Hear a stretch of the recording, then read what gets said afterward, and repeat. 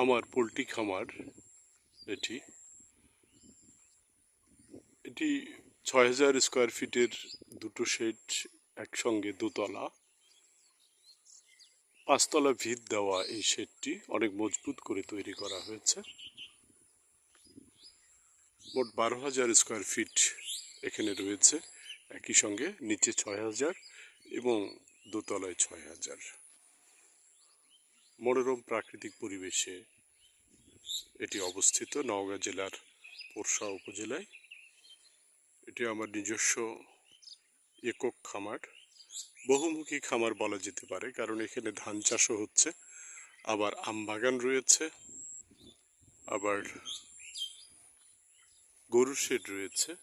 ওই দূরে tin shed, ওটি গরুর শেড। এই মুহূর্তে এখানে ব্রয়লার হচ্ছে। প্রতিটা ফ্লোরে ৪-৫ হাজার করে ব্রয়লার দেওয়া যায়। এগুলোর ওজন প্রায় ১.৫ কেজি প্লাস হয়ে গেছে। অনেক সুস্থ সুন্দর আছে আলহামদুলিল্লাহ।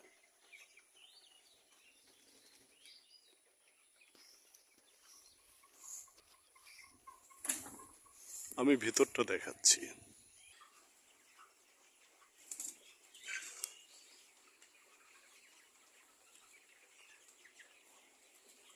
এগুলো ফিডের বস্তা।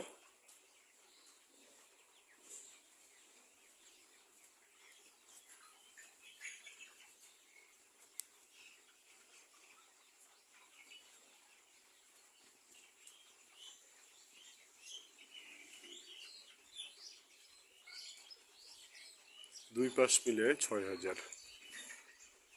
এটি নিচতলা, এখন দোতলায় যাচ্ছি। এখানে পানির ট্যাঙ্কি, এইটা মেডিসিন বা পানি এখান থেকে দেওয়া হয়। এটা অটো পাইপ যুগে সেটির ভিতরে প্রবেশ করানো হয়। এই যে অটো পাইপ, ট্যাঙ্কি থেকে অটো পাইপের মাধ্যমে আমরা এটি অটো ড্রিঙ্কার চলে যায়।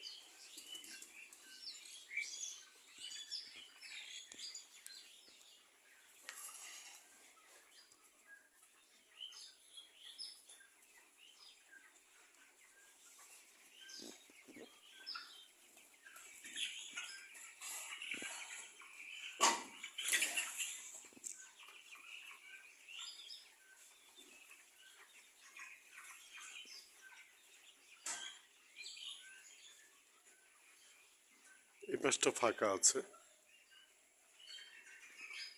চলুন দোতলায় যাওয়া যাক। দোতলায় এটা এখন ৩তলায় ছাদের উপরে। ৩তলায় ছাদ, এখানে আর কোনো শেড তৈরি করা হয়নি।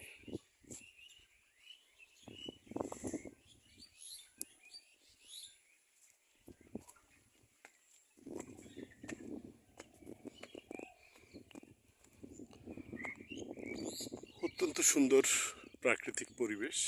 ছাদের উপরেও একটি ট্যাঙ্কি রয়েছে।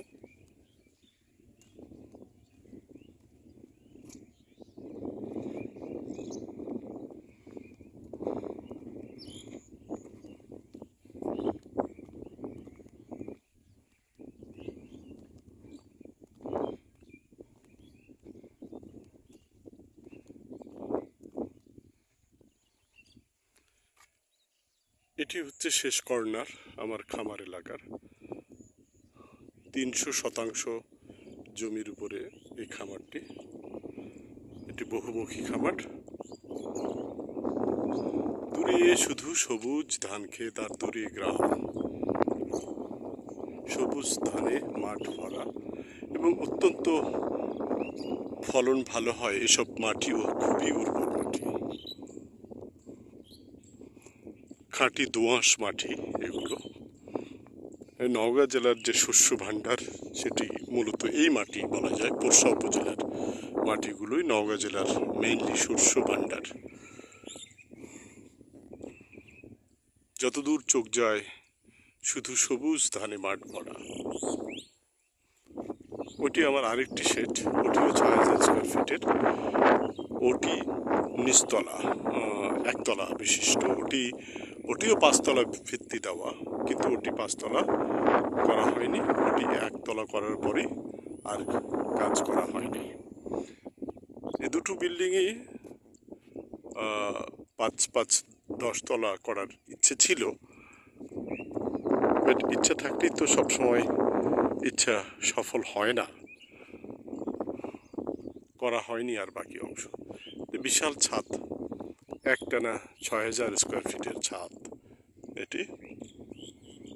এখান থেকে যদি শুরু করি তাহলে এটা পুরোটা 6000 স্কোয়ার ফিটের ছাদ, অনেক মোটা মোটা পিলার দেওয়া, ভিত্তি দেওয়া।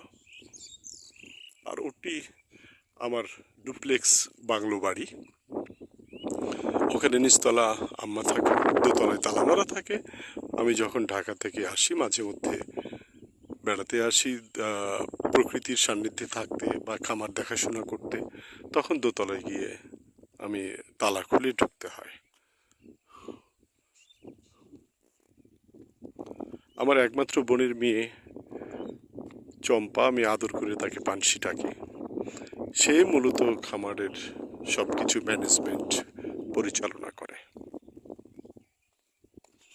এবং গত 10 বছর ধরে সে এ বিষয়ে খুব প্রশিক্ষিত হয়ে গেছে, এক্সপার্ট হয়ে গেছে বলা যায়।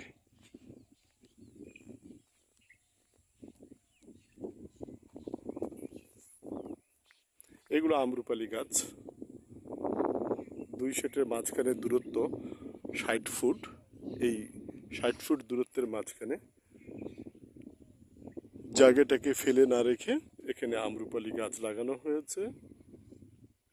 আম্রপালি গাছে আম ধরে, প্লাস হচ্ছে পরিবেশটাও সুন্দর থাকে। গাছপালা তো বাতাস থেকে দূষিত পদার্থ শোষণ করে এবং বাতাসের মধ্যে অক্সিজেনের ফ্রেশনেস তৈরি করে দেয়।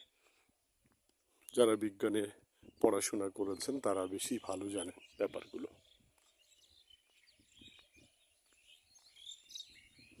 ওটি গরুর শেড হিসেবে তৈরি করা হয়েছে, কিন্তু আগে গরু ছিল অনেক, এখন ওখানে আর গরু আপাতত নেই।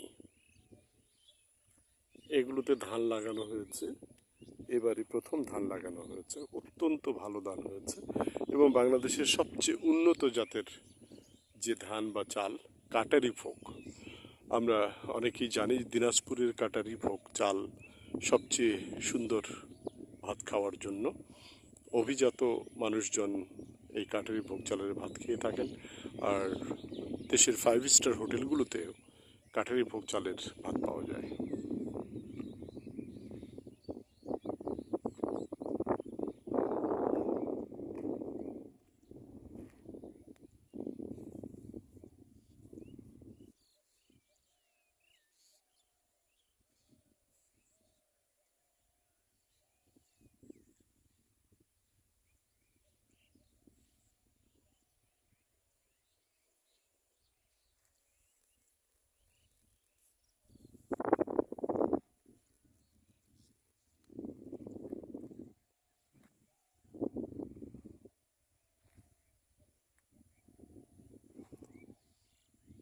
ওটি ওই কর্নারটি শেষ সীমানা, গরুর শেডের কর্নার।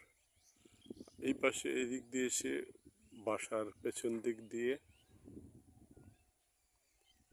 ওই যে ওখানটায় যেখানে ধান ভরছে একজন কৃষক ভ্যান গাড়িতে ধান ভরছে। আগে এটা গরুর গাড়িতে ভরা হতো, এখন ভ্যান গাড়িতে ভরা হচ্ছে।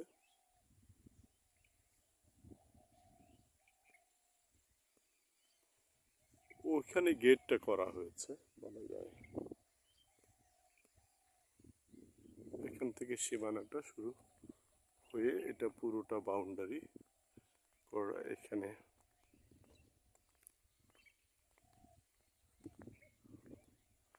এখানে ওই কর্নার, ওই লাস্ট আম গাছ, ওখানে ওই কর্নার, ওই বিল্ডিংয়ের ওই কর্নার নারিকেল গাছের মাথা দেখা যায়।